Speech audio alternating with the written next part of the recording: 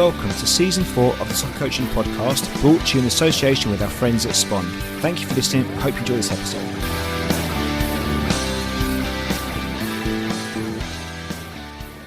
Hello everyone and welcome to this episode of the Soccer Coaching Podcast. I'm delighted to say we've got two wonderful guests on joining me today. I've got Sean and Eve from We Make Footballers. How are you doing, guys? Yeah, great. Thanks for having us today.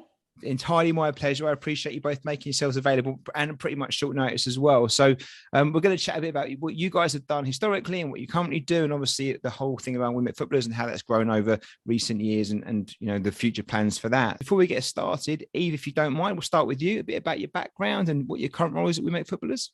Yeah, absolutely. I've always been a huge football person in every single capacity. I actually grew up in France. My mum runs a little hotel, so I grew up playing in like kind of local village team, that kind of situation. And then I went to uni in the UK, up north at Durham, and I did sociology up there, and that was really amazing. And I managed to tie in a lot of my interests in kind of the sports industry in general into the studies, because I always say sociology is like the study of everything, anything, and like nothing. So yeah, I could kind of direct it how I wanted, which was really amazing. And you know, at uni I was still playing at a decent level, and I got a little bit of exposure to, you know, some absolute top coaches. And a lot of the players were actually from the US as well, and they were all incredible. So following that, I joined We Make Footballers actually as an intern in 2017. I progressed my way across the years, all the way up to Director of Ops right now. So basically that means that I'm very much involved in the day-to-day operations of We Make Footballers. And I work with all of our different franchisees to help them progress their business, to help them, you know, achieve their best potential in their local areas. And then aside from that, well, kind of, alongside everything, I've now am involved in two franchises, one which I run on a full-time basis myself. And then I've also progressed through coaching, got qualified, got my FA level 2, and I coach and manage the civil service women's team. So yeah, I'm a bit of a busy bee. There's not enough hours in the week for all that stuff you're doing. No, there isn't. There really isn't. Well, we'll come back to you in a bit if that's okay. We'll talk a bit more about your background with regards to the coaching and how you got into We Make Footballers. Sean, same question for you, I guess. I think you've got a longer journey with the business, but where did it all start and what's your current role? Yeah, so I'm currently the franchisor. So that is a mixture of bringing on new franchisees, developing the model that we have, growing the team at head office, kind of like thinking about the future direction of the company, and then also continually maintaining growth and, you know, our current quality. So that's what I'm currently doing. I still scout part-time with Chelsea, which I really enjoy. And in recent years, I've actually been, I've always consistently got a couple of players signed each year, but in the last couple of years, it's looking really strong. I've been involved with 4 signings this season out of the 12 players that Chelsea signed in the under 8s. And then of the new under 7s coming through, I think we've got something like 20 players in the under 7s advanced group at Chelsea, and 6 of them have come from We Make Footballers, and there's 7 in the group. So yeah, like I'm kind of like personally doing well with my Chelsea scouting, which is a big passion of mine, but it's definitely aided by the work that we're doing with We Make Footballers and the great work with the franchise owners in London. Kind of, I won't bore everyone with sort of the long journey of how I got into it all, but yeah, it really stemmed from just wanting to be a footballer, just having so much desire to make it, not being at an academy. But then, yeah, when I got to about 22 and realizing it probably wasn't going to happen for me, then really sort of like knuckled down with my coaching. I guess with your kind of previous background in coaching, because you were at Chelsea, I think, for one, and at QPR for a little bit as well. Yeah. has that influenced then what you're doing here with football? I guess it must have done in some ways. You've taken some of the stuff you've learned from being around those environments and working with those players, and I guess you've taken the best bits and you just kind of make your own model and make it work. Would that be fair to say? Yeah, that would definitely be fair to say. Like, I joined Chelsea in 2004. So I probably been about 17 at that stage, I think. And I was very much sort of like volunteering. I was working with the development officer at the time, who was looking after sort of the 6s to the 12s. He actually lived like on the same road as me, which I was really fortunate about. And he was very involved at the local grassroots club that I was volunteering at, which was quite connected to Chelsea. Andy Myers brought his children there, and one of the like top main scouts was there as well at the time. So I had that kind of connection. So got into Chelsea and just really learning. And that was where Chelsea were like kind of forming their 15-year plan at that point. Frank Arneson was the technical director. So he was bringing in a lot of Dutch people who were bringing in great ideas, and there were so many different training courses going on. It was almost like every week we were being brought in for like in-service training. And it was because Chelsea were like really forming their culture in those early years. And Cobham didn't look anything like it looks like today. I still remember it though. But yeah, I was really fortunate. I was around it all. I was soaking it all up. But I think that what then happened, I was there for 4 years. I kind of hit a bit of a ceiling because there wasn't anywhere to go really for a person who hadn't been an ex-footballer. I am a very ambitious person, and I was back then as well. I still had all these goals of what my life would be like if I was a footballer. So I sort of still had this kind of vision, but it wasn't really going to happen for me coaching. And then I started to think about scouting. I thought, oh, scouting could be a better route for me, because it seemed that for a scouting route, it was more of a meritocracy in my mind. And it literally just how hard you worked and how many players you got signed.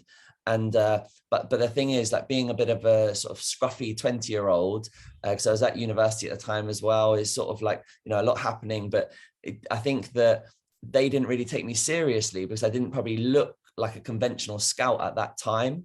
And so I needed to go away to QPR. QPR had got they'd got investment around 2008, I think it was. And what my vision was I saw that, the same thing that happened when Abramovich came into Chelsea, that's going to happen with QPR. They offered me the pre-academy manager role to look after under 8s and under 7s. And they'd just come out of administration when they'd got all this investment. And I thought, I didn't want to go into this. I didn't want to pursue it because it was nothing like Chelsea. But then I ended up taking it on. And I think the difference with being at Chelsea and QPR was that I was able to apply a lot of the knowledge that I'd learned in this world-class environment. But at Chelsea, I wasn't really getting the chance to apply it, if that makes sense. Yeah. So I then had 4 years at QPR applying my Chelsea knowledge, with being pretty much left to it. No one really checked in on me. I was this manager of the under 7s, under 8s, forming the new under 9s teams. It was a very different culture at that time from what I was compared to at Chelsea. And there were some really good people that I'm still friends with now at QPR. In the end, I've obviously come back to Chelsea after doing 4 years at QPR. But I suppose how I bring that into We Make Footballers was that I got like I said, all the theory, all this amazing knowledge, a world-class environment that I always go back to. When we're doing things at We Make Footballers, we often say to ourselves, well, what would Chelsea do? Yeah. But then being at QPR, it was like, well, how do you actually apply it? How can you make this a reality? And sometimes you have to be very resourceful, very resourceful, to turn things into reality.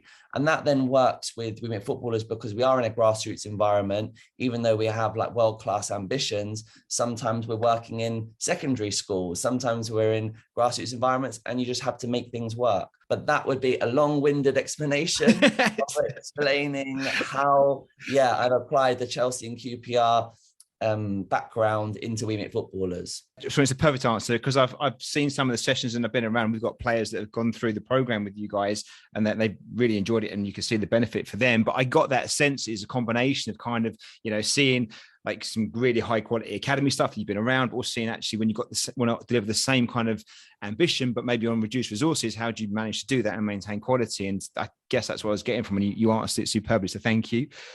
Eve, back to you if that's okay. You mentioned about your playing journey and stuff, and you played at a good level. And obviously you do the coaching involved now. With your role at Women Footballers now, how much of that is about coaching? How much is about kind of supporting coaches? Okay, so my role at the minute, so director of operations, that's sort of more working on our head office infrastructure. Yep. So the different resources that we have, are we bringing all the best people in? Are we recruiting experts from other industries? We've recently brought in a top marketeer, that worked at an amazing organization. I don't want to name drop that Sky. So that's kind of the mindset that we really want to drive, because, for us, it's very much having like a world-class mindset that we're bringing into the football environment right now. So a lot of my role is that. And then the sort of other side of my role is, working with franchisees. So they're going to be setting up in their local areas, in their local communities. And it's how do they run the best franchise possible? How do they get the most fulfillment out of it? And that is, when you touch on coaching there, a lot of that is through the coaching, and it is through the links that they create with their grassroots communities, with the parents, with the players, with the schools, and that kind of social impact that they have. So I would say there's probably a lot of, there's a lot of ongoing communication with the franchisees, a lot of training, and then, linking up with our sort of expert head office coaches, so Sean, another two individuals who are absolutely class. And it's kind of saying, okay, well, we've noticed, this challenge, it is happening at the sessions right now. What can you guys do to help deliver better sessions, deliver better coaching to the coaches? Because that's kind of our job now as like a franchisor, as we become coaches of coaches. Yeah. And it's almost like the biggest challenge.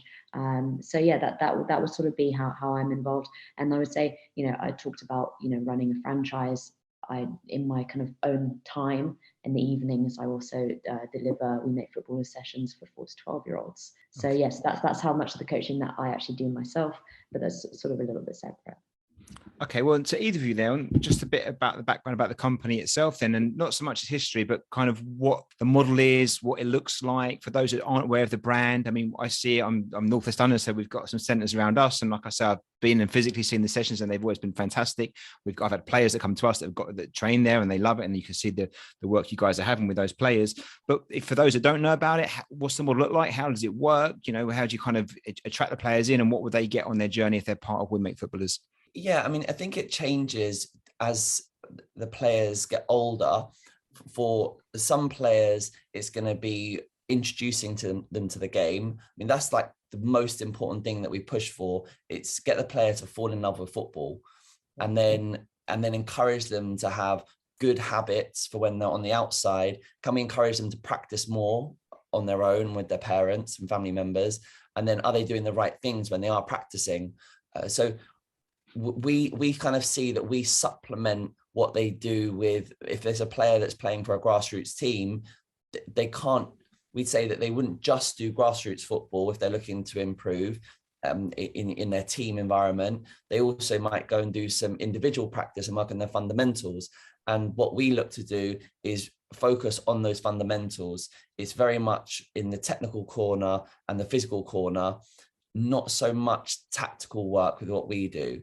From my understanding is with the players come to you guys and do a training session, they're kind of really kind of tuning those fine skills, like the on the ball stuff and being really good ball manipulators and being comfortable with the ball. I guess, how has that changed as they maybe work through the age groups? And I guess for you guys as a challenge to both of you, how do you keep that fun and engaging for the players? Because they want to go and play games, right? And they want to have the 5-a-side match, 6-a-side match. But when you're working on technical grooving and just that ball stuff, how do you guys make that fun and engaging? And how do you evolve that as the players move through the age groups? Yeah, I mean, it's kind of tailored. So we work with 4 to 12-year-olds. And we then break that down into, let's say we've got a 4 to 7-year-old class. We would then have a group of coaches working with the 4 and 5-year-olds. And then we have a group of coaches working with the 6 to 7-year-olds. And there is some flexibility if you're a strong 5-year-old or maybe a a later developer, 6-year-old, you might swap groups. So then the coaches then are going to be working towards keeping the ball rolling as much as possible. We're looking to, we counted and did a bit of an estimate that we were getting 1,000 touches of the ball per session. Recently, we've been working with Player Maker, who've got the tracker that goes in the shoe. Yeah. And they challenged us on our numbers and said, probably we're hitting more like 500 touches of a ball.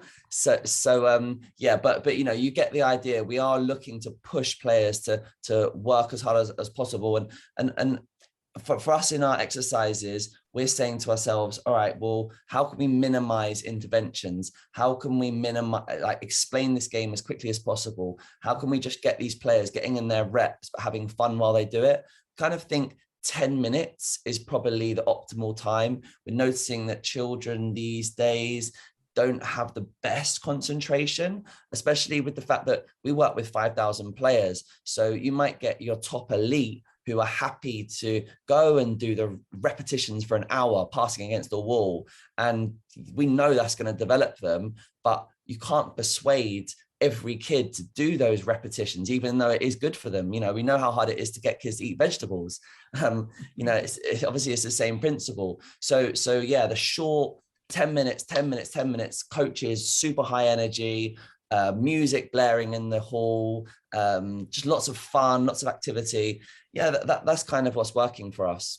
I was just going to add on that just to give some context. So our sessions are 1 hour long, right? So everything that we do is, how can we squeeze the most energy out of the session? How can we get the most development out of the session, the most fun out of the session, for absolutely everybody involved, coaches, parents and players alike. So that's kind of that driver for us to continuously push forward and just improve. And Eve, a question for you then. You've gone through this process, you've got into the organization, you set up your own franchises, you've got 2 now. How was that? What's that process like, and how's that journey? Be honest, what's the challenges and the good stuff that comes with that? How did you find that whole thing, and could you shed some light on that experience? I mean, I was very fortunate due to my experience at head office and in learning, directly from Sean, from our head of coaches as well, having that exposure. But also, it was a sort of like a replica of the training that we deliver to our franchisees. So it's almost like I was just in it on a daily basis. So I was, quite grateful for that. And in many ways, it kind of made me reevaluate and I suppose drive for upskilling ourselves in how we're delivering training to franchisees as well. So I would say that the main challenges are around sort of introducing yourself and the brand to your local community and also the local footballing community, right? It's about building relationships there. So we're not in competition with grassroots clubs. Our goal is to get as many players playing as possible, right? And so building those links with local grassroots teams. So we actually each franchise has a partnership with the grassroots team where we produce an under-7 side for them each year, along with a parent coach. So it's kind of showing actually, no guys, like we want to have a really positive impact on the local community. So it's introducing yourself to that community. I think, another challenge for a franchisee is like understanding the ins and outs of running a business. You have your marketing, you have your operations, your legal bits and bobs. It's getting that balance and utilizing support as much as possible. And then kind of like the final bit, which I kind of touched on earlier on, is actually you then become not only just a coach to your players, right? But you become a coach of coaches. Then your responsibility to hand over and pass on that methodology, what we make footballers stand for, how we coach, why we coach this way, and kind of like holding coaches to those great standards and understanding how this can also benefit them in their coaching journey. So that I would say is kind of like the most positive challenge of it all in terms of development that I got and that other people have got from it, is becoming coach of coaches. Well, that must be one of the challenges then, I guess, Sean, maybe. How do you maintain a level of quality and consistency when you get as big as you guys are getting and stuff like that? Because I imagine you got some fantastic coaches. I know some of them, they are wonderful people and obviously very good at what they do. But to maintain that, is that a challenge? And how do you approach that and make sure that you get that consistency regardless of what franchise your kid may be at? Yeah, it's a really good question. We've been fortunate. We looked at a lot of other successful franchises. We began doing this in 2015. We'd already been running the business since 2008 already. So I'd had a long time to make a lot of mistakes and iron it out and really like define the product. Then I was getting mentorship from a very successful business owner who then took the business and said, right, we need to now franchise this. And the name of the company was actually called something different in 2008, 2015. It was also previously called Sports Links. And so then, yeah, this person in Lancaster, he said, look, the tagline was "We meet footballers." That's what we need to package up. That says the message, and let's build on that. Anyway, so franchise from that point. But we looked at maybe some businesses where they tried to grow too quickly, too fast, and they potentially got unstuck with that. Whereas we did 2 franchises in our first year, 2 the second, something like 4 the third year. It was only in 2019 that we did 15 franchises, but it was at that point we were really, really ready to scale. We'd got such a great team and really, really refined the product. And so for the level of head office we have about 8 team members with a ton of other amazing suppliers and agencies and partners that work with us, as well as the 8 members. So we've got a really good team who can give a lot of support, which is working and helping everyone grow properly. And then we also are going and visiting centers. We're also having quarterly meeting with our franchisees, in which we give them consultancy and reviews. We're even improving further. I mean, maybe one day there'll be a stage where we do have like cameras at every center. We go with more of an approach of commitment before compliance. So really, really investing in the training of our franchisees to develop their coaches and have a willingness to want to put on a great session. And we all share the same Trustpilot account. So we are really fortunate at the moment that we're kind of like number 1 on there for like football coaching. And we've got some really, really great reviews. I'm really proud of that. So we want to fight hard to protect that. And that, again, is all some of the reasons why everyone takes a lot of care over their sessions. But yeah, it's not easy, but so far it's been okay. And we are putting the measures in place that as we keep growing, we'll keep showing that we give enough training and support to our franchisees. And Eve, I guess like all organizations, you're as good as your team, right? And the people out there, especially the customer facing personnel, they're the ones that are going to really lift the brand and make it work for you guys.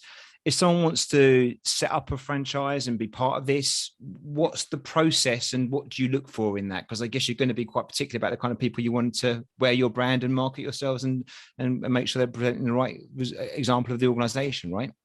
Yeah. So we have had individuals who have actually started with us as coaches and worked their way up, and they've seen, okay, well, as I'm sure you're aware, there are many coaches who are sort of working 10 different subcontractor roles, and it's a lot to balance. And they see this great business model and they think, okay, well, actually, no, this gives me a long-term career opportunity in the football industry. So we've had individuals come through like that sort of way. We've had individuals come through our network, and then the way that we're really pushing forward now as a modern football coaching business is our online presence. That's really, really important.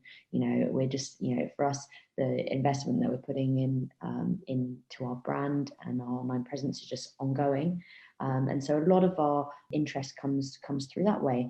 And in terms of the people that we're looking for, based on our successful franchisees, obviously we need people who have a passion for football and that are going to buy into our mission and our vision for football, and who believe in the product. We have people from all backgrounds. We have IT consultants, we have teachers, we have through and through coaches, we have sales executives. We literally have everybody, and I think that's what makes it. I think that proves the model even more in the, through having these people from loads of different backgrounds, loads of different areas, if they buy into it and, that they agree with the coaching principles, with the methodology, they utilize the support that we give them as well, they can make this a success for themselves. And then when I talk about, buying into the mission that we have, that is around helping, we're strong to talk about it as well. That is around helping England, win a World Cup and becoming the best footballing nation. Fingers crossed, we're getting there slowly. Yeah. But yeah, so, and, that's a lot of work around our culture and passing that culture responsibility and job to then pass that on to their local communities and to inspire their coaches in each area. So yeah, so that's what we're looking for. So is it fair to say, Viv, that although obviously qualifications are important, it's nice to be a good level competency wise, what we're looking for is the right kind of personality with the right enthusiasm and the desire to learn and improve? Is that the kind of people you're after, really? Absolutely. And that's, that's how we've always grown. We've always looked at potential and, and characteristics and the desire to move forward. And, with the football industry, even at the top level, with the top players, with top managers, or even, in our grassroots communities, desire is something that the most successful people all have in common. Yeah. They have a strong will and drive and desire to make it the best opportunity for themselves, right? Yeah. Yes, that's what we need, really. Well, we ask this of our players, don't we, to have that desire to want to improve and get better. So we've got to demonstrate it ourselves, surely, if we're steering the ship. And Sean, then, you've mentioned a bit of numbers, a little bit. I think you said 5,000 players, but just some of the stats and around the current situation. If we make footballers, number of franchises you've got, maybe number of players and coaches and things like that. Yeah. So the numbers. I mean, Eve, you probably know the numbers better than me now. No pressure, Eve. So we're at 5,000 players, and those are players training with us on a weekly basis at our sessions. We then have other players attending, our football development camps, etc. During the school holidays. Our franchisees, we have 23 active franchisees, and then we've just signed a few more extra ones. So we'll be at 26 by January, with quite a few exciting launches in new areas. So that's really, really great news.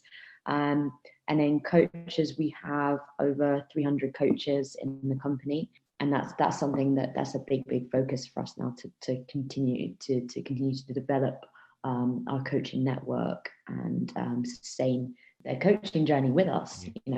That's some great growth over recent years and some really impressive numbers there. What's the plans then? I mean, is it just is it world domination? Is it to go as far and big as you can? I mean, what's the aspirations for maybe the next, say, 5 years or so? I think that we're very clear in the way that we believe that coaching should be delivered. Like I talked about those two contrasting experiences that I had from being in a Chelsea environment, and at the time, I can only speak of what it was like at that time at QPR. There was things that, although there was some good stuff, there was things that I did not like. And I've seen it in grassroots environments where I've seen awful practice, bad practice, and I've seen amazing practice and best practice. And I want that. And, I want to put it in a bubble and in a bottle and find a way, through collaborating with a lot of great people, that we can all share in this business that we're developing and this brand. And this is what this whole thing of we make footballers is. It's a connection. It's all of us. And there's even people outside of the organization.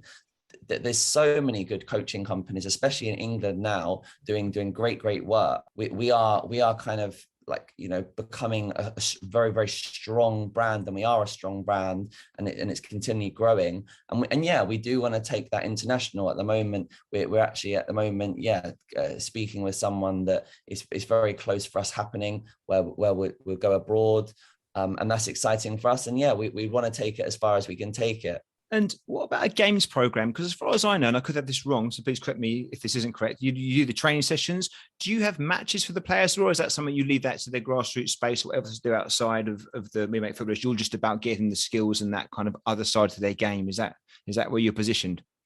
Exactly. That's exactly where we're positioned.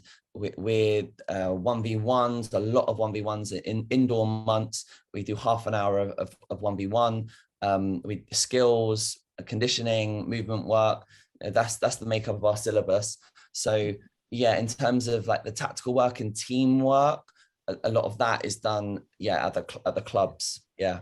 Which is great, because that, I mean, like you said, you don't tread on grassroots, so it's very much, it's a compliment, isn't it? It goes alongside that, which is really nice. And look, I agree with you fully. I'm around grassroots all the time, and you see some great stuff, but you do see some not so great stuff as well. And anything, I think, that can give the players a different part of their kind of footballing diet, that's a positive environment, that works on like skills in the most fun way, can only help.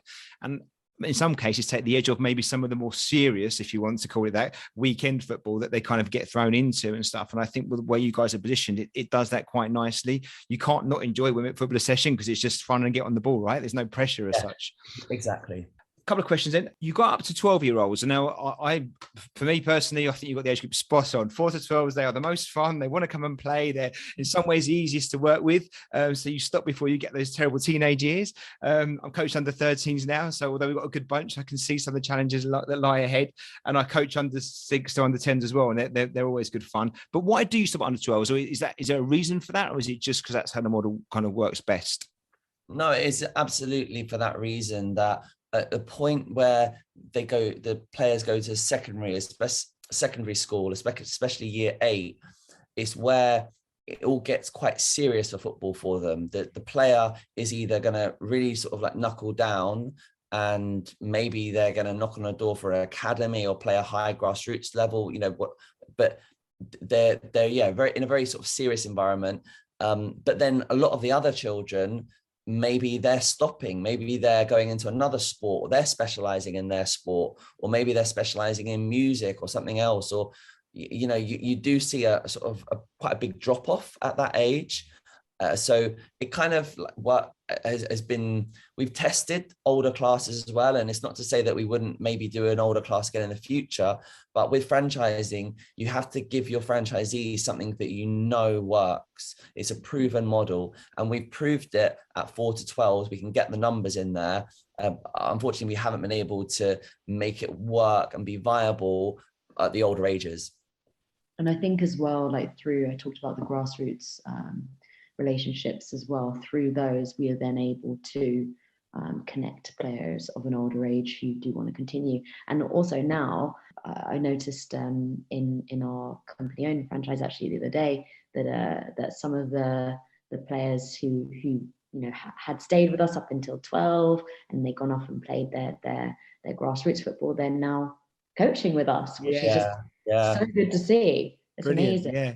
That's proper organic growth, right? That's what you want. Yeah. Grow your own. Yeah, exactly. Yeah. Yeah. They got the philosophy, they got the branding, they understand the culture. So yeah, that's great to hear. Well done. Final thing that I'm just going to ask, really, is it selective or is it an open tour? Does that depend on the franchise and the person running it? What's your policy around who you take in? No, definitely open to all, definitely. And I think sometimes because we've had success with players going through to academies, and even a couple who are now, actually in the Premier League, sometimes that might, to parents, they might say, oh, are we able to bring our children to that? And we're always like, of course, the majority of players that come to us are literally players that are just starting. All those players had to start the same way. It's usually just touch on the ball, isn't it? And how much quality training you've had. That's the only difference between like one player's level and another player's level, right? It's no more than that. Definitely. There's a very good academy player who's signed somewhere at the moment in under 14s. And when he was 5 years old, he was coming to our sessions, bawling his eyes out, wouldn't join in at all. And like now he's having all this success. We still laugh at his parents now to say, do you remember what he was like when he first came? Yeah, brilliant. And when you say from 4 to 12, is that under 5s is the first age group, I'm assuming? Is that what you mean when you say 4-year-olds, or is it under 4s? That sounds very young, but... I think even under 4s, I think we just say like as soon as you're 4 years old, you can attend. Yeah, there's actually a 3-year-old that's coming. You occasionally have some 3-year-olds, 3.5-year-olds where the parent says, look, we are older siblings, they're playing the game. This player is going to be all right. And we want to throw them in. And so we sort of say, all right, let's give it a go. As long as it doesn't break down the session, we'll let them join in. I mean, there'll be people obviously looking at going, that's very, very young and stuff, but I've seen it myself. And if it's the right players with the right ambition, if the kid wants to be there or not. A 3 or 4 year old is not going to get involved. They don't want to get involved, are they? So, you open the door, and if it's right for them, it's right for them. Okay, well, that's gone so quickly. We ask all our guests this one question. So hopefully you can answer it, maybe either as a joint answer if you want to, or your own separate views. But there is loads of wonderful things going on in the world of coaching, and what you guys are doing is fantastic. But if there was something you could change about coaching, what might that be? I'll go first. Yeah, sure. Okay. So for me, it is the ego. So, at the end of the day, we work in an industry which is about people. It's about developing people. It's about creating a positive impact on people's lives. And I think sometimes, kind of like ego of like coaches, etc., can get in the way of that. And I think we need to kind of refocus on the joy created in the sessions that we're delivering, and the joy created just by the industry that we work in, and kind of park that ego to the side, because I think we see a lot more development, and I think we'd also see players sustaining a longer relationship with the game in any capacity. So yeah, I think that would be a positive change. Brilliant, thank you. It's come up quite a few times, the word ego. I did a podcast a few months back, and it was about the 4 barriers to player development, and my number one was the ego. I think we can get in the way sometimes, not always as a conscious thing, not to deliberately be a nuisance, but I think as coaches, our job is to get out of the way, isn't it, and just facilitate an environment, especially for the younger players. Almost the more we're involved, the more we get in the way. Just create the right environment, have the right culture, have the right practices in place, keep it fun, and almost it's like a good ref. If you don't see them too much, they're probably doing the best job. If you see them too much, then they're probably overstepping the mark a little bit. Brilliant. As Eve Nick's your one, then Sean, have you got another one? Yeah, I mean, I would say that it would be amazing if the government kind of gave coaching jobs to coaches in local towns, and it was all state funded. That would be kind of a dream. Would be excellent, wouldn't it? I guess what you're saying, a bit more support from kind of a higher office kind of point of view about the benefits you can get from having sport and being involved in sport is huge, right? So if the government's threw some money out with coaching, or maybe even facilities, that would be a positive thing, right? Yeah, exactly. Like we have pay, like they pay for teachers at schools. Could they not pay for coaches? Like that would be incredible, where children wouldn't have to pay for football coaching like they do currently. Guys, thank you so much. We could talk for ages, especially about the scouting stuff, Sean, that you mentioned. That's a whole podcast in itself there, how you go about scouting these young players, but we could talk about that hopefully at some point, maybe in the future. But it's been great to find out more about the work you guys do there. I knew about the brand. Like I say, I've had players that I've coached that have been with you guys as well, and they've had a great experience. They've loved it, and they've certainly progressed from being, having those coaching sessions under your umbrella. So well done for the work. It's great to hear that it's growing and doing so well, and I'm sure it's going to go to even bigger and better things. If people want to find out more about you guys or the company, or reach out to you, what's the best way of going about that? Yeah, so our franchise website is franchisewmf.com, and then for parents who want to bring their children to one of our classes, it would be wemakefootballers.com. Perfect. Thank you so much. What I'll do is I'll put all the links in the show notes so people have got those who want to click on it and see what's going on. When you move to your international, whatever you do, or when we win the World Cup, Eve, will you guys come back on and tell us about how things are going and how you were part of that? Is that all right? 100%. Yeah, we'll be shouting about it even louder at that point. Rightly so. Brilliant. Well, thank you so much for your time. It's great to talk to you both. Best luck with everything, and hopefully we'll catch up maybe in 6 or 12 months' time and see all the wonderful work you guys are doing. Awesome. Thank you so much for having us. Thank you. Bye, Scott. Cheers. This episode is brought to you in association with our friends at Spond. Spond takes all the hassle out of organising any group event and is ideal for coaches and managers when dealing with the administration of their teams. We've been using the Spond app for about 2 seasons now, and it's been a superb help in removing the hurdles so we can spend more time doing the things that we love. Spond works across any device and allows you to share files, create polls, schedules, manage events, attendances, make payments, send group and private messages, and it even syncs across with your calendar. For more information on Spond or this episode, please see the show notes. Thank you for listening, and we hope you enjoyed the episode.